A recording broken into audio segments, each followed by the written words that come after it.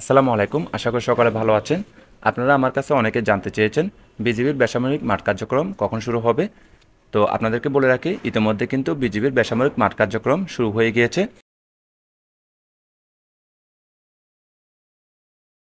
আপনাদের ফোনে কিন্তু ইতিমধ্যে বিভিন্ন পদের মেসেজ আসা শুরু করেছে। তো যারা এখনও মেসেজ পাননি তারা অপেক্ষা করুন। পর্যায়ক্রমে কিন্তু বিভিন্ন পদের মেসেজ কিন্তু এসে থাকবে।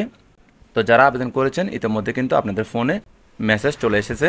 তো আপনারা চাইলে আপনাদের ফোনে আসা মেসেজ থেকে ইউজার আইডি এবং পাসওয়ার্ড ব্যবহার করে কিন্তু অ্যাডমিট কার্ডটা ডাউনলোড করে নিতে পারেন। তো অ্যাডমিট কার্ড ডাউনলোডের জন্য যে ওয়েবসাইটে প্রবেশ করবেন সেটা হচ্ছে joinborderguard.bgb.gov.bd। এই ওয়েবসাইটে প্রবেশ করে আপনারা চাইলে আপনাদের অ্যাডমিট কার্ড ডাউনলোড করে নিতে পারেন।